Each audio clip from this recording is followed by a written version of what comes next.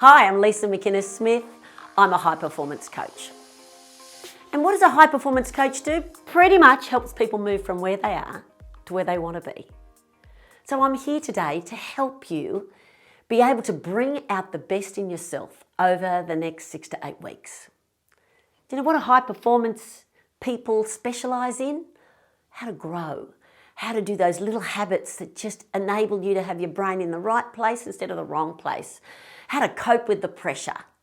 So let me give you a handful of ideas that I think will be really practical over the coming weeks. Firstly, play calm. Pretend you're calm. You might be feeling panicky, it might feel chaotic, but I want you to play the calm game. Even saying the word calm. Calm. I am calm. And how do you get yourself calm? Well, you speak lower and slower. It really helps. And when people are around you and they're agitated and they're catastrophizing, you respond lower and slower. And you'll be amazed how you don't catch their atmosphere, that you actually set your own atmosphere. That's what high performers do. They create the atmosphere around them so that they can be able to bring out their best efforts under pressure. Now, are you nervous? Yes. When you're preparing for an exam, when you're preparing for an assessment, when you're in it, of course you're nervous. So we don't want to put the expectation that we won't be nervous, because actually, peak performance is about getting up to peak arousal. We just don't want to tip over the edge and go into that zone where we don't perform well. We actually want to be a little bit on edge. That's what helps us to think well, to perform well. And so I want you to actually learn to just breathe slowly and breathe deeply. Whatever's happening around you, you read the question, you don't know, you know the answer. Yeah, breathe deeply. Doesn't matter if it's noisy. Just, and don't just do it 3 times. Keep doing it until you feel the calm. Because, you know, we've got a real destination to get to, and that is to keep your body not overexcited, but so that your brain can bring out its very best thinking under pressure. So what are we doing? We're actually trying to control that butterfly in the stomach feeling and helping people to make those butterflies fly in formation. Like to do what you want them to do, to actually calm those nerves and let the information out of you. Whether it's to write it on the page, whether you have to do a practical performance, whatever it is, calm. Pick a word. If calm doesn't work for you, peace. But just go lower and slower. Now, number 2, let me give you a really important way for giving yourself advice. So I was born with my left eye permanently closed. So the plastic surgery started on me at age 2 for the next 10 years. They stitched my eye half open by the time I got to school. When I got to school, I found that kids are so creative when it comes to name calling. I mean, they came up with 100 awful names for me, but the 2 that I heard nearly every single day were, Lisa, you are so ugly and you look dumb. I can still remember how I felt. I can still remember running home to my mother and just throwing myself into my mother's arms and saying, it's not fair. Now, my beautiful mother, who was the 13th child raised by her grandmother, she knew all about life not being fair, just grabs my little face, just pulls me in really close. She says, sweetheart, life's not fair. I said, is that it? She said, no. She said, if you don't like it, don't do it to others. I said, that's not fair. She said, correct. She said, you can't change the world, but she said you could make it a little fairer for the person that sits next to you and maybe the one in front of you. My mother didn't let me be the victim. My mother always looked at what I could do. She said, by the way, I know the kids say you're dumb and ugly, but your father and I, we think you're very smart. Pretty would have been better, but smart wasn't bad. And I remember when I was in the playground, the kids are saying you're dumb and you're ugly, I would stand there and quietly say to myself, but I'm smart. My mum says so. I did say it to myself hundreds of times to compensate for the name calling. But you see, by saying I'm smart, I was moving in the direction of that belief. And I started to ask more questions in the classroom. I started to become smarter simply because I believed that I was smart. It was the label I was putting on myself. Come on. What label are you putting on yourself? Be a person that persists, that puts in a full effort, a person that can laugh at themselves, a person that befriends others, encourages those around them, and just has a go. This is the great Aussie trait. Have a go. Year 11, I was in a girls' school. I'd been in a girls' school since year 7. I love school. Got my fair share of teasing, but it was tapering down. But year 12, I went to a boys' school. Now, let me just explain. They took 13 girls who were doing science and math subjects and moved us away from 100 girls in my class into 200 boys in year 12. Heaven, heaven. It was heaven for the other girls.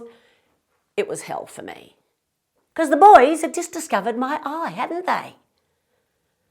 And they came up with a new nickname. I thought I'd heard it all. But 3 of my supposedly new male friends that I really was enjoying their company wrote on my locker halfway through the year the nickname that they referred to me as. It said, good on ya, bung eye. I felt like those boys just plunged a knife straight into my chest and said, what you look like is what you are, and you can't change it. I wanted to scream out with everything in me. Can't you see there's more to me than meets the eye? Yeah, I didn't think of that line, did I? But oh my goodness, I just got out of their way and got on with my studies, and I was heartbroken that this was my new label. I was 17, I wanted to be lovely. I didn't want it to be seen as ugly. Bung eye. Just was cringe material to me. End of year school social came. I did what single girls sometimes do. Sort of sat back towards the corner, just picked out the cutest guy in the room, and wherever he went, I just followed him with my eyes. And if he'd look at me, I'd look away. And then I'd find him again. I'd just follow him with my eyes, and if he'd look at me, I'd look away. 2.5 hours of light entertainment. At the end of the night, that same young man, he walked all the way across the room, across the dance floor, up to my table, put out his hand and said, hello, I just wanted to introduce myself to you. I've noticed that you've been winking at me all night. I thought I had a handicap. I was starting to see that I might have had a built-in asset. I laughed. For 17 years, I'd let the kids laugh at me. And suddenly this young man was showing me I need to laugh at myself. It was pretty funny. And I changed. I thought, wow, if I make the jokes on me, then I'm the one that's being funny instead of someone else making the jokes at my expense. And of course it changed everything, because as I accepted myself, others accepted themselves when they were around me. It's contagious, you know. When I use self-talk about me, about accepting myself, liking myself, enjoying myself, that enabled my friends to step into that same atmosphere. I wonder what atmosphere you create with the words you speak over yourself. It was the beginning of a completely different pathway for me. I understood that the words that I say to myself, about myself, are the most powerful words I will ever hear in my whole life. More powerful than any words that anybody else says to me. The words I say to me about me. What do you say about yourself to yourself in those private spaces in your own life? Because they're the words that shape our future. I want you to come up with the words that you want spoken about you, the words that define who you want to become. Because see, the mind concentrates on the most dominant thought, and we need to make the most dominant thoughts the things that we are moving towards, the character traits we are developing, the people we are becoming. I mean, we're growing. We're on a journey for sure, and I don't know about you, I've messed up a lot of stuff. But I'm not looking back, I'm looking forward. I'm looking to what I might create in the future, and I've got to start by what I say to myself about myself. The future is in our hands if we will literally take what we've got in our hands to do and put them into action. You know, we need to talk to ourselves as if we're talking to somebody that we really, really love. Like it's our very best friend. It's the most important person maybe in your world. That's the way we need to talk to ourselves. The self-talk of champions is not critiquing, not criticising, not putting yourself down. Look, other people will do that for free. Our job is to make sure that we actually lift ourselves up. Encourage ourselves. Become your own best coach. And all it is tiny little words. Tiny, you can do this. You've got this, Lisa. I'm born for pressure. I'm born for this moment. Look, I play with myself. I say these things because these are the words that sometimes they just make me laugh at myself, just relax a little bit. Often I say them out loud under my breath so I can hear them. It's so good for your ears to hear your own positive coaching. So the self-talk of champions is being really kind to yourself, being really encouraging, and just allowing in the moment for you to say, hey, this is where I am. I'm going to do the best with what I've got right now. Number 3, when you're weary, move. Move, baby, move. It's like, don't just sit at your desk. You actually do something. Look, I do this little trick for myself and I just lift my bottom off the seat 2 centimetres. So I'm holding myself just in that position where my quadriceps have to work really hard. And of course, suddenly my brain, there's a rush of blood because I've put myself under pressure. And so I know that if I'm feeling weary or lethargic or I'm getting sleepy, I move. Something you can do that's really easy, you're on a chair, just stand up and sit down quite quickly 10 times. You'd be amazed, 10 times you've got your heart pumping just by the speed of which you stand up and sit down. Try not to do it on a roller chair. Because you know each time you do this, you need your brain to be flooded with endorphins, and we need to create the movement that will do that. I mean, another thing I do is just drop down and do 2 push-ups. Even in the morning to wake up, because I'm not a morning person, I just get on the floor and say, just do 2, Lisa.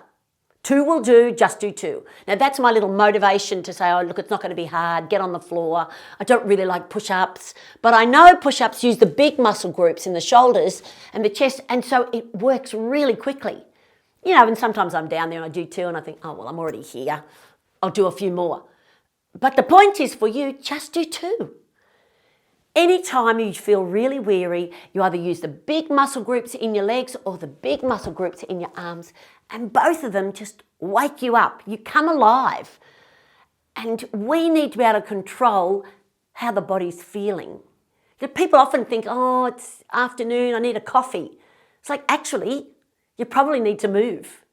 And you can have a drink or something to eat, but move first. Try these little tricks first. And you'll be amazed at how you will just come alive. What do you do when you're feeling overwhelmed? Like all those feelings are just dropping in on you. You're feeling like I can't cope. When you're overwhelmed, it's really good to just take 6 minutes of silence. Just stop. It actually doesn't matter if everyone else is making noise around you, but when I put the timer on my phone and I give myself 6 minutes and I just sit there and I close my eyes and I let all the words that are in my head just run through my head. I just observe them like I'm an outsider looking in. But it gives me time to just decompress. And I don't have to worry about what time it is because the phone's going to tell me when I need to be alert and running again. 6 minutes of silence can stop the overwhelm, can reset the brain. Just give it a moment to just calm. Could you do that? And a really good step to be able to overcome the overwhelm is just tell somebody. Tell someone you trust. Say the words, I feel overwhelmed. I feel out of control. I feel like I'm imploding. Like whatever it is.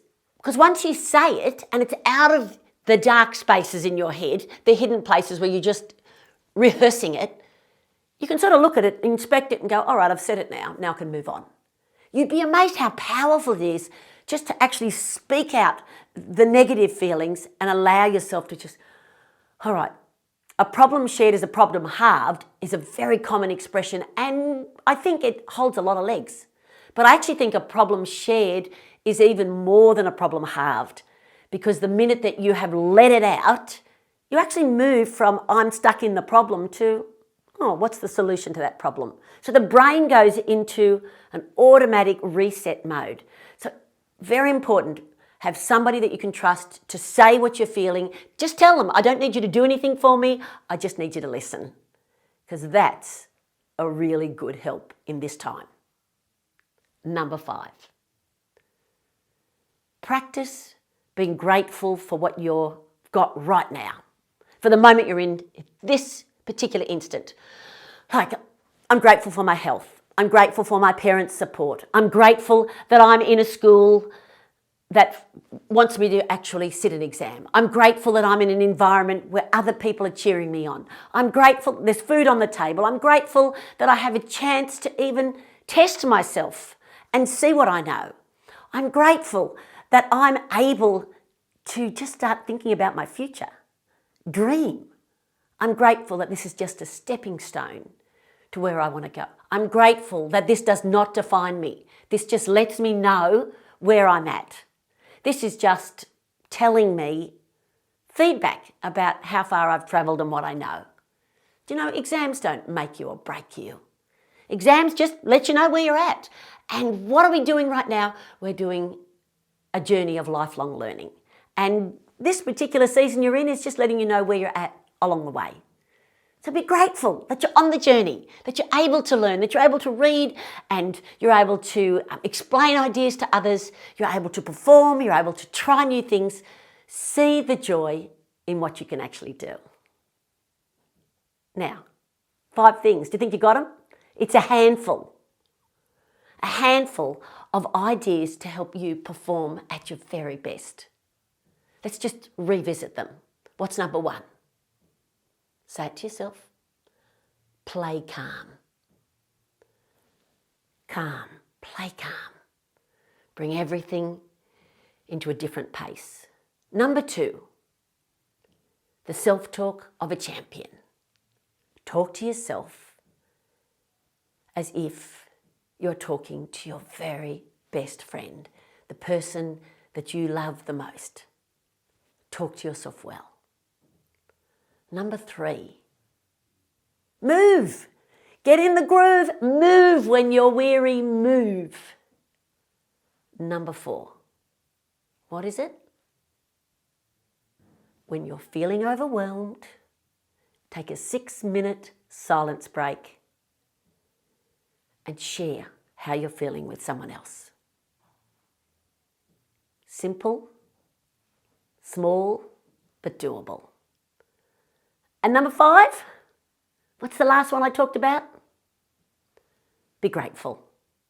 The studies show that people that are grateful are the happiest people on the planet. And it is a little tiny daily habit that you just get in the habit of doing, that you say each morning, each night, these are the things I'm grateful for. And when I'm really struggling, I always write down the things I'm grateful for because it refocuses my brain away from the problem onto the possibilities. 5 little habits that are going to enable you to perform at your best in these next weeks. Come on, you can do this. You're born for this moment.